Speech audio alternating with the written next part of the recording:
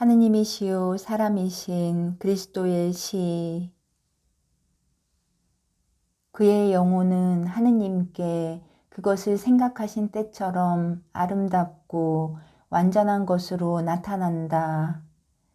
예수께서 이렇게 말씀하신다. 사랑하는 벗아, 빨리 일어나라.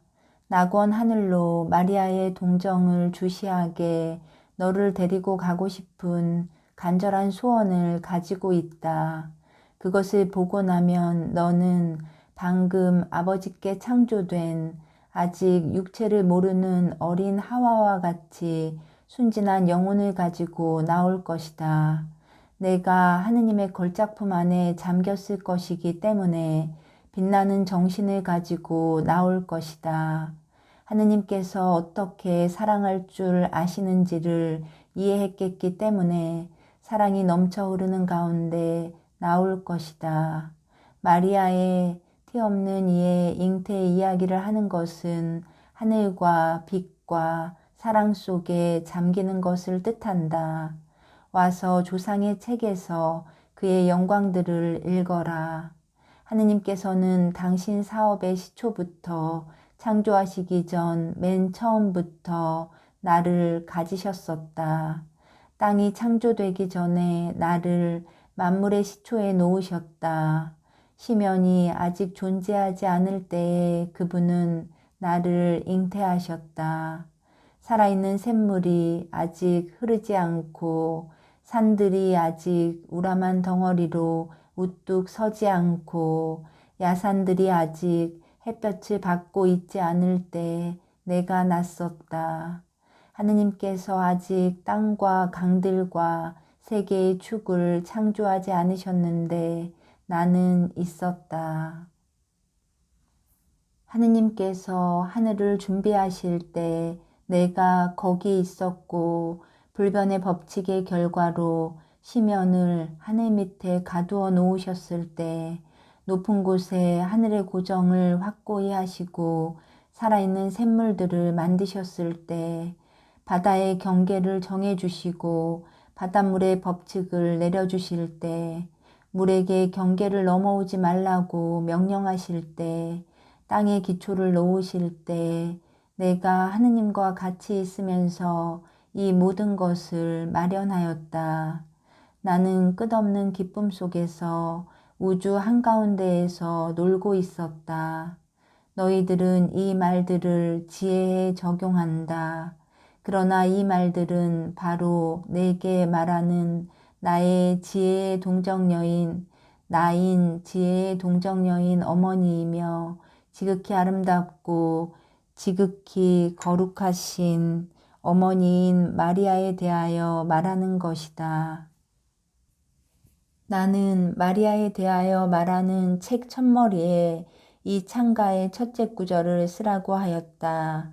그것은 마리아가 하느님의 위로와 기쁨이고 너희를 다스리시고 사랑하시는데 사람들은 그렇게도 많은 슬픔의 동기를 드리는 하나이시며 삼위이신 하느님의 꾸준하고 완전하고 아늑한 위로의 이유가 되고 인류가 첫 번 시험에서 멸망해 마땅하였는데 하느님께서 존속시키시는 이유가 되며 너희가 얻은 용서의 이유가 된다는 것을 사람들이 인정하고 알게 하려고 한 것이다. 그에게서 사랑을 받기 위하여 마리아를 가진다는 것.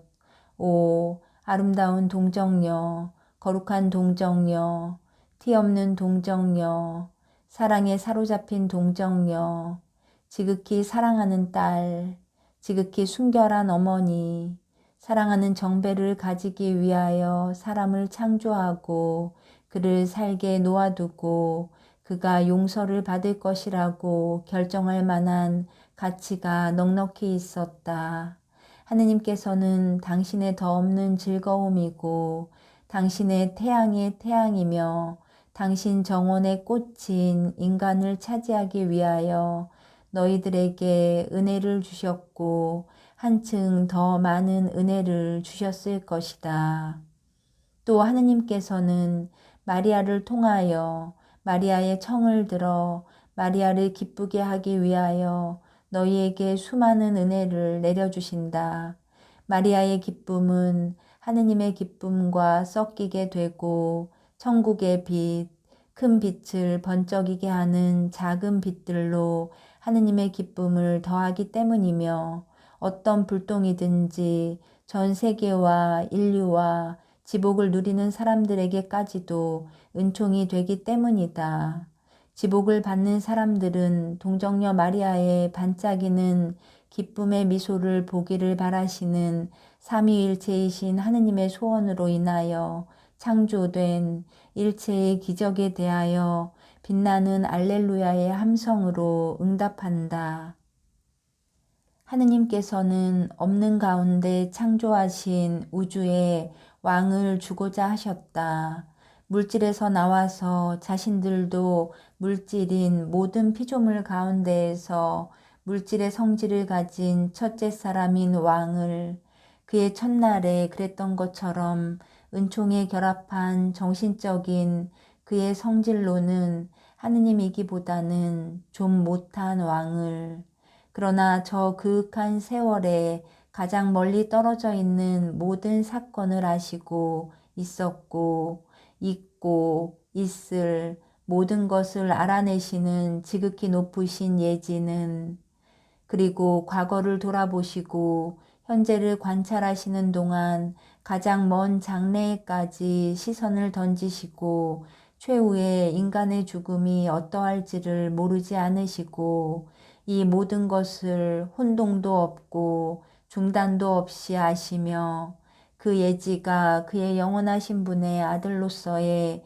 유년시대를 지상에서 머무르며 지내는 동안 어미의 집에서 즉 그것으로 만들어진 땅에서 산 다음 어른이 되어 자기 나라에 와서 아버지의 상속인으로 하늘나라에서 아버지 곁에 반 하느님으로 있을 것으로 예측하고 창조하셨던 그 왕 자신이 자기 자신을 거스려 자기 안에 있는 은총을 죽이는 죄와 자기 자신을 하늘나라에서 빼앗아 오는 도둑질을 범하리라는 것을 결코 모르지 않으셨다. 그러면 왜 그 왕을 창조하셨는가? 확실히 많은 사람이 이것을 의아하게 생각한다. 너희들은 존재하지 않았으면 더 좋았겠느냐? 비록 세상의 이 삶이 초라하고 헐벗었으며 너희들의 악의로 인하여 거칠은 것이 되기는 하였어도 하느님의 손이 우주에 퍼뜨리신 무한한 아름다움을 알고 감탄하며 바라볼 수 있기 위하여 살만한 가치가 있지 않았느냐. 저 높은 하늘에 줄을 그으면서 화살과 같이 움직이거나 언뜻 보기에는 느리게 그러나 그 별똥별과 같은 운행이 위엄이 있게 전진하며 너희들에게 빛과 계절을 제공하며 영원하고 변치 않는 그러면서도 항상 바뀌어 매일 밤, 매달, 매해 창공에 새로 읽을 책장을 주는 저 큰 별들과 작은 별들을 누구를 위해 만드셨겠느냐. 그 별들은 너희들에게 이렇게 말하려는 것 같다. 감옥을 잇고 막연하고 부패하고 독있고 거짓이며 하느님을 모독하고 타락시키는 것이 가득 찬 너희 출판물들을 집어치우고 적어도 눈길로나마 하늘에 한없는 자유를 향하여 너희들을 들어 올리며 그다지도 청명한 것을 보고 하늘과 같이 맑은 영혼을 만들어 가지고 너희의 어두운 감옥으로 가져가게 빛을 비축하며 대성당의 파이프 오르간보다도 더 듣기 좋은 우리 별들의 합창을 노래하면서 쓰는 말, 우리 찬란함이 쓰는 말, 우리에게 존재하는 기쁨을 주신 그분이 항상 우리 가운데 계시고 우리에게 이 존재, 이 찬란함, 이 움직임, 이 자유, 그리고 저 너머로는 한층 더 장엄한 창공인 천장이 보이는 아리따움이 가득한 이 하늘 가운데에 이 아름다움을 주신 것으로 인하여 그분을 사랑하기 때문에 우리의 사랑이 쓰는 말을 읽어라. 우리 우주의 이웃인 너희들을 사랑함으로써 너희들에게 방향과 빛, 열과 아름다움을 얻게 함으로써 주는 선물로 너희들을 사랑함으로써 사랑의 계명의 둘째 부분을 지킬 수 있게 하는 것은 우리의 존재이다. 우리가 너희들에게 하는 말을 읽어라. 이것이 우리의 노래, 우리의 찬란함, 우리의 기쁨을 불러일으키는 말, 즉 하느님이시다. 비단 스치는 것 같은 저 살랑거리는 소리, 조용한 어린이들의 저 웃음소리, 추억을 더듬으며 우는 저 노인들의 한숨소리, 세찬 저 선풍기 소리, 저 나팔 소리, 으르렁거리는 소리와 영각 소리로 역시 끊임없이 말하면서 하느님이라고 하는 말인 저 파란 액체, 하늘의 거울, 땅으로 가는 길, 물의 미소, 파도의 목소리를 누구를 위하여 만드셨겠느냐. 바다도 너희에게는 하늘과 별들과 같으며 또 바다와 더불어 호수와 강, 개울과 목과 맑은 샘물들, 너희를 운반하고 기르고 해갈시키고 깨끗하게 하는데 소용되며 너희가 마땅히 그렇게 되어야 할 것처럼 너희를 잠그기 위하여 강바닥이나 바닷바닥에서 나오는 일 없이 창조주를 섬김으로써 너희들에게 봉사하는 것이다. 노래하며 날아다니는 꽃이고 너희를 위하여 뛰어다니고 일하는 하인들이며 피조물의 왕들인 너희들을 기르고 기쁘게 하는 헤아릴 수 없는 모든 동물 가족들을 누구를 위하여 만드셨겠느냐. 나비와 보석과 움직이지 않는 새들 같은 수없이 많은 모든 초목과 꽃들의 가족과 목걸이와 상자 속의 진주 같은 과일들, 너희들의 밭에, 너희들의 발에 융단이 되고 머리를 쉬는 곳이 되며 정신과 사지와 눈과 코에 휴식과 유익함과 기쁨이 되는 저 수없이 많은 초목과 꽃들의 가족을 누구를 위하여 만드셨겠느냐.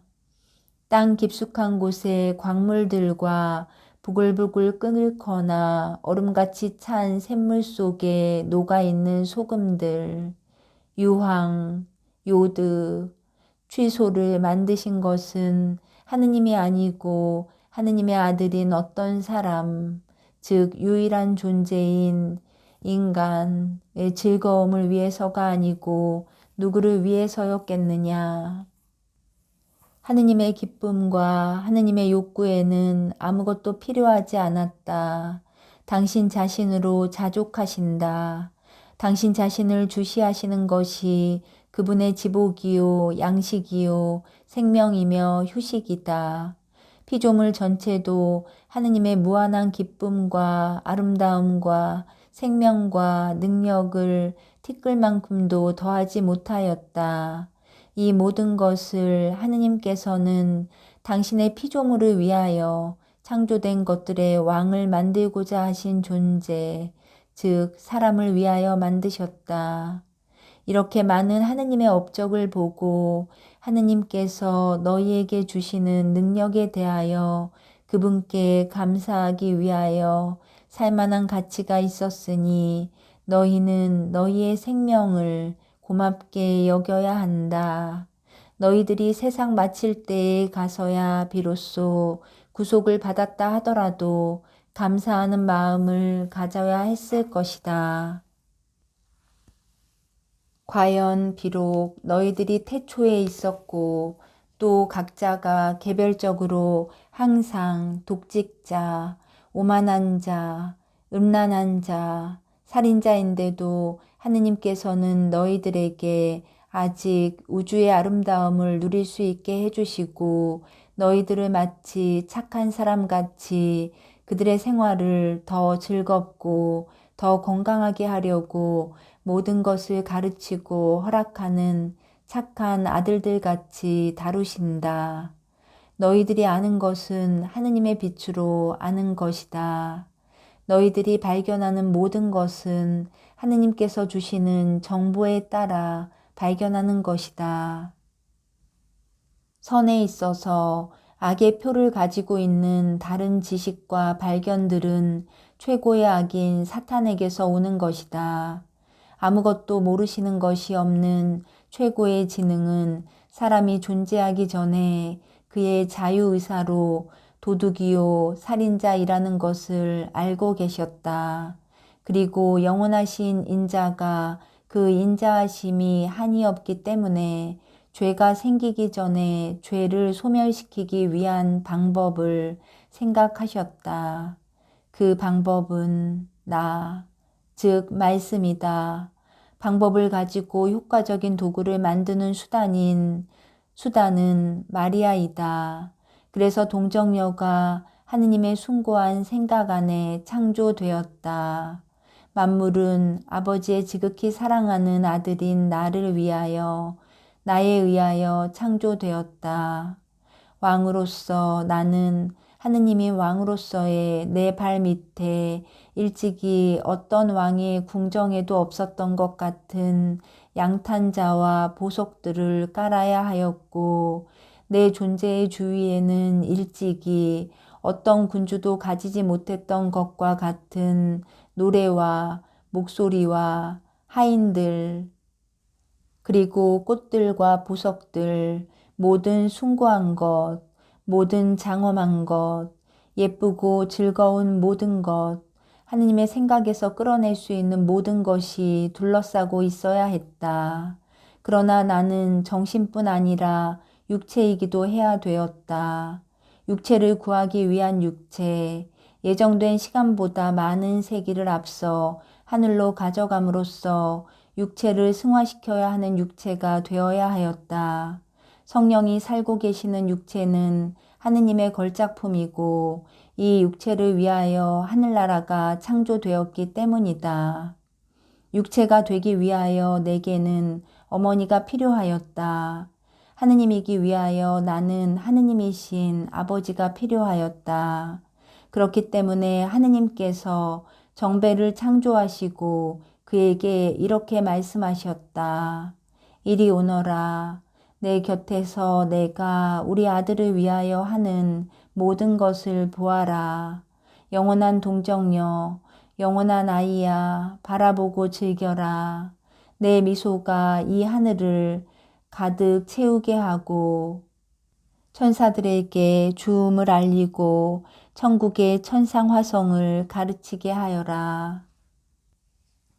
지금은 정신에 지나지 않는 내가 기쁨을 얻어내는 정신인 피 없는 여인아, 나는 너를 바라보고 내가 장차 가질 모습 그대로를 본다.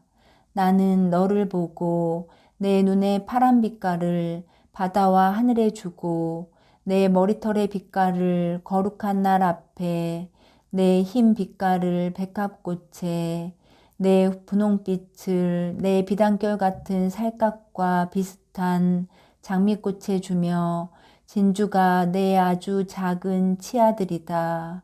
나는 내 입을 보면서 단 딸기를 만들고 밤 꾀꼬리의 목구멍에 내 노래의 음조를 넣고 맷비둘기에 내 탄식을 넣는다. 장차 있을 내 생각을 읽고 내 심장의 고통을 들음으로써 창조의 본과 지침을 가지고 있다. 오너라 내 기쁨아, 내게는 세상들이 내가 내 생각 속에서 춤추는 빛이 되기까지 내 오락과 같은 것이니 자, 내 미소를 위한 세상들이 여기 있고 너를 위한 별들의 꽃장식과 큰 별들의 목걸이들이 저기 있으며 내 예쁜 발 아래 달이 있다. 은하수의 별들로 쇼를 만들어 가져라. 큰 별, 작은 별들이 너를 위한 것이다. 와서 내 아기를 즐겁게 하고 내 태중의 아들의 베개가 될 꽃들을 보고 즐겨라. 와서 양떼들과 어린 양떼들의 창조와 수리와 비둘기의 창조를 구경하여라. 내가 바다와 강들의 수반을 만들고 산들을 세우고 그 위에 눈과 삼림을 덮으며 나의 온화한 여인인 너를 위하여 밀씨를 뿌리고 나무와 포도나무와 올리브나무를 심으며 성체를 위한 포도송이를 달고 있을 내 포도나무 가지인 너를 위하여 포도나무를 심는 동안 내게 바싹 다가와 있어라. 오 나의 아름다운 여인아, 달려오고 날아오고 몹시 기뻐하여라. 그리고 사랑 가득한 여인아, 시시각각으로 창조되고 있는 우주로 하여금 나를 사랑하게 만들고 내 아들의 어머니요, 내 천국의 여왕이며 내 하느님의 사랑인 내 미소로 우주가 더 아름답게 되게 하여라. 또 잘못을 저지른 여인을 보시고 잘못이 없는 여인을 감탄하여 바라보시며 하느님께서는 이렇게 말씀하신다.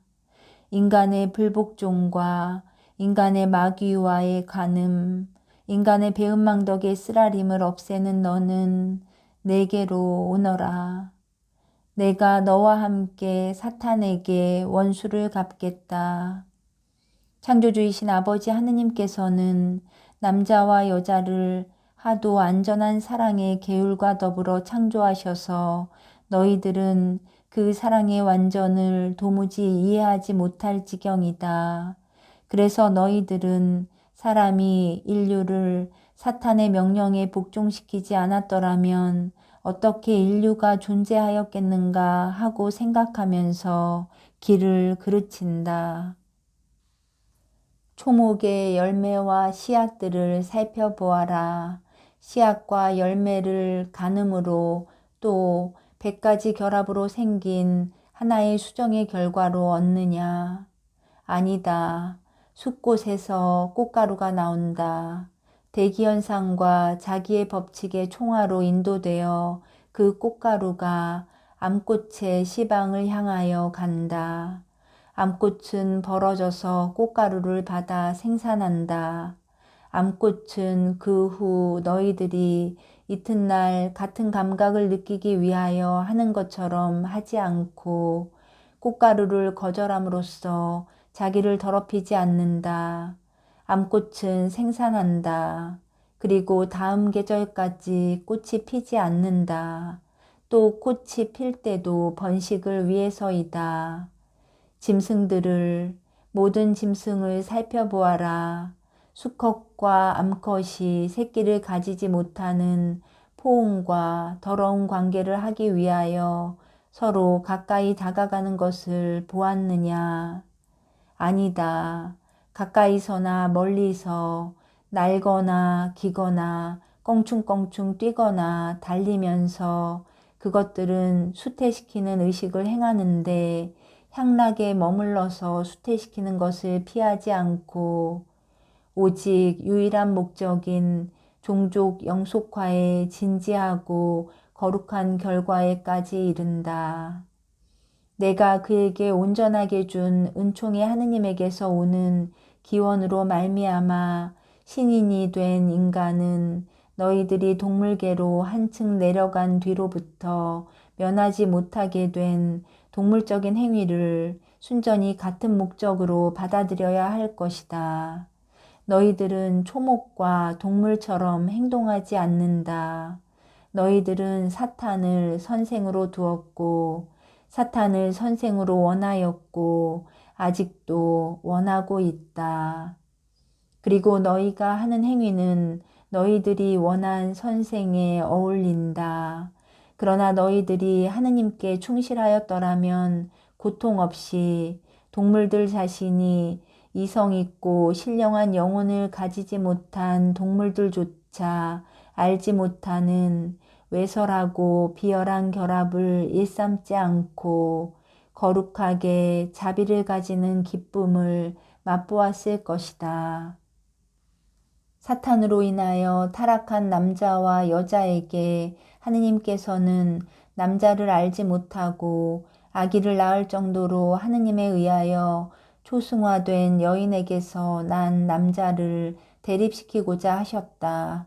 그 여인은 물질적인 우정작용에 필요 없이 백합꽃인 마리아의 침범되지 않은 꽃받침에 오직 해가 입맞춤한 결과로 어머니가 되는 꽃을 낳는 꽃이다.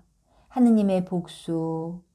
오 사탄아, 이 여자아이가 나는 동안 내 증오를 씩씩거려라.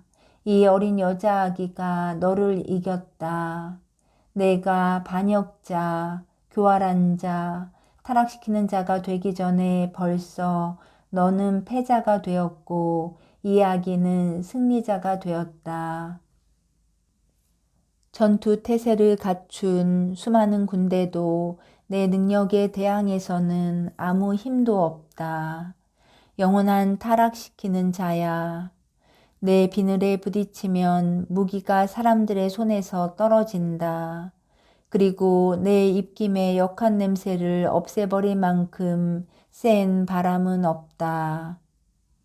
그런데도 분홍빛 동백꽃의 안쪽처럼 그렇게 분홍빛이고 여기에 비하면 비단이 거칠거칠하게 보일 만큼 그렇게 매끄럽고 섬세하며 하도 작아서 튤립의 꽃받침 속에 들어가서 그 식물성 사틴으로 신을 만들어 신을 정도로 그렇게 작은 어린아기의 발 뒤꿈치가 겁없이 너를 밟아 으깨고 너를 내 소굴 속에 가두어 두는 것이다.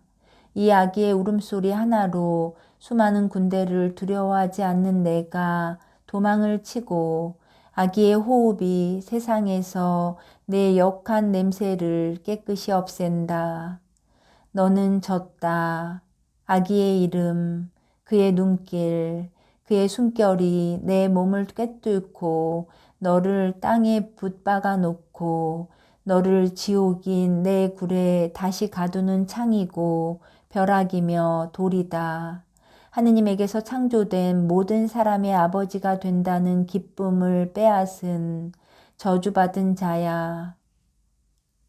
너는 그때부터는 무죄한 상태에서 창조되었던 사람들을 음란한 애움길을 통하여 결합하고 임신하도록 유도하고 하느님으로 하여금 당신의 사랑하시는 피조물 안에서 만일 그 규율이 존중되었더라면 이 세상에서 민족들 사이의 전쟁과 가정들 안에서의 불행들을 막을 수 있었을 남녀 성 사이와 민족들 사이의 균형을 유지하였을 규율에 따라 자녀들을 가지게 하는 은혜를 주시지 못하게 함으로써 사람들을 타락시켰지만 그것은 쓸데없는 일이었다.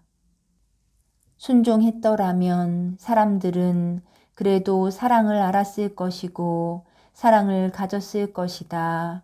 초자연적인 것에서 자연적인 것으로 내려와 정신과 결합한 그리고 정신을 창조하신 같은 분에 의하여 창조된 육체도 거룩한 그 기쁨을 맛보게 하는 하느님에게서 발산되는 것을 충만히 그리고 조용히 차지하였을 것이다.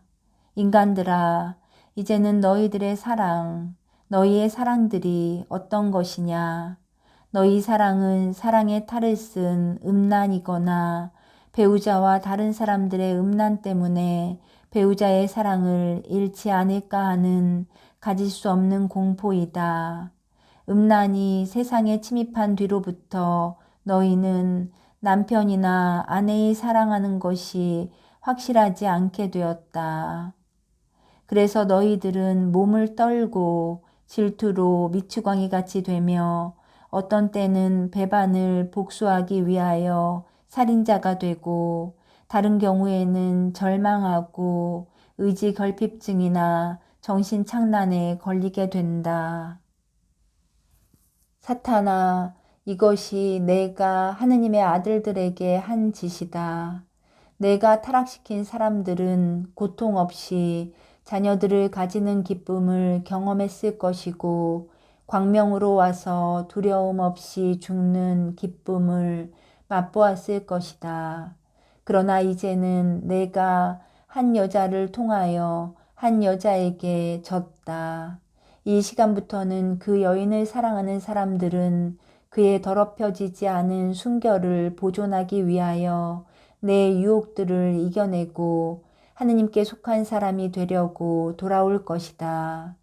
이제부터는 고통 없이 어머니가 될 수 없는 여자들이 이 여인의 원조를 받을 것이다.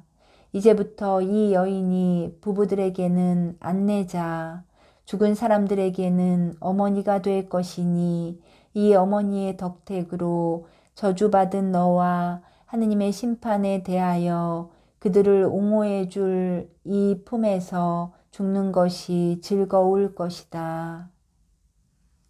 하느님의 작은 목소리, 마리아 발도르타야, 너는 동정녀의 아들의 탄생을 보았고 그의 어머니가 천국에 나는 것을 보았다.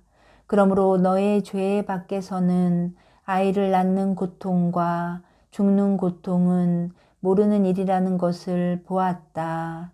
그러나 하느님의 지극히 죄 없는 어머니에게 천상의 은혜의 완전함이 마련되어 있었지만 첫째 조상들의 후손으로 무죄한 사람으로 하느님의 아들로 남아있었을 모든 사람에게도 음란한 마음 없이 결합하고 임신할 줄을 알았기 때문에 당연히 그렇게 되었어야 할 것과 같이 고통 없이 아이를 낳고 고뇌 없이 죽는 은혜가 주어졌을 것이다.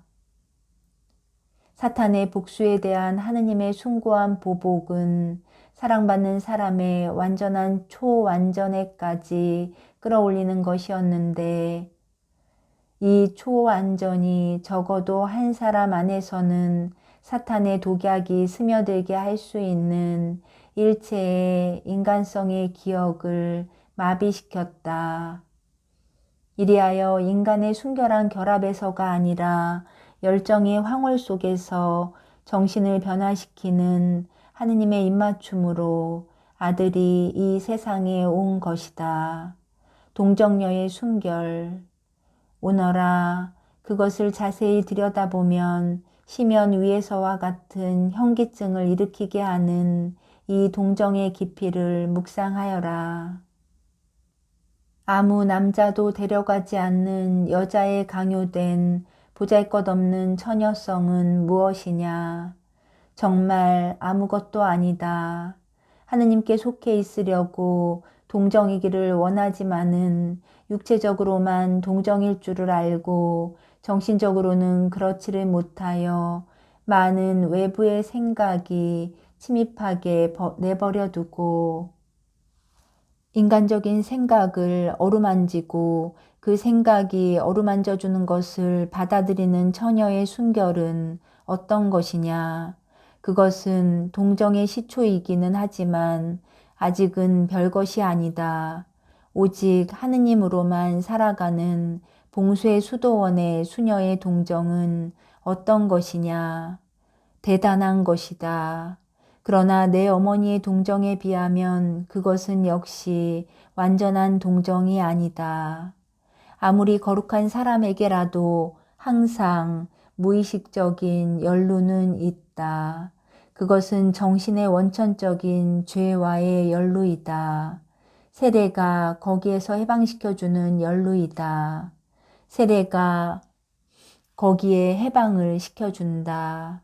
그러나 남편과 사별한 여인이 완전히 처녀성을 회복하지 못하는 것과 마찬가지로 세례도 죄를 짓기 전에 우리 첫째 조상들의 순결이었던 그 전적인 순결을 돌려주지는 못한다. 잊혀지지 않고 또 바이러스가 주기적으로 다시 활성화하는 어떤 병들과 같이 항상 상처를 도지게 할 상태에 있는 흉터는 고통스럽게 여전히 남아있는 것이다. 동정녀 마리아에게는 죄와의 연루의 흔적이 없다. 그의 영혼은 아버지께서 그를 생각하시고 그 안에 모든 은총을 모아 놓으셨을 때와 같이 아름답고 완전한 것으로 나타난다. 동정녀이다. 유일하고 완전하고 온전한 동정녀이다. 생각된 대로 태어난 대로 그대로 있다. 동정녀로서 왕관을 썼고 영원히 그대로 있다. 진짜 동정녀이다. 그가 솟아난 시면이신 하느님, 최상급으로 절대적인 손댈 수 없음과 순결과 은총이신 하느님 안에 들어가 자취를 감추는 손댈 수 없음과 순결과 은총의 시면이다. 삼위일체이신 하느님의 보복은 이런 것이다. 더럽혀진 모든 인간에게 대하여 이 완전의 별을 세워 놓으신다. 불건전한 호기심에 대항하여 오직 하느님의 사랑으로만 만족하는 이 따로 남겨놓으신 동정녀를 세워 놓으신다. 악의 지식에 대항하여 이 숭고한 무지를 세워 놓으신다. 이 동정녀 안에는 타락한 사랑에 대한 무지뿐 아니라 하느님께서 인간 부부에게 주신 사랑에 대한 무지뿐 아니라 그 이상의 무지가 있다. 동정녀 안에는 죄의 유산인 해로운 열에 대한 무지가 있다. 동정녀 안에는 하느님 사랑에 얼음같이 차고 동시에 열렬한 지혜만이 있을 뿐이다. 그것은 육체를 얼게 해서 제단의 완전한 거울이 되게 하는 불이다. 이 제단에서 하느님께서 동정녀를 정배로 맞이하시지만 그분의 품격이 떨어지지 않는다. 왜냐하면 신부가 마땅히 그래야 하는 것처럼 신랑보다 한 단계만 아래이고 여자로서 신랑에게 복종하지만 신랑과 마찬가지로 티 없는 동정녀를 그분의 완전히 감싸주기 때문이다.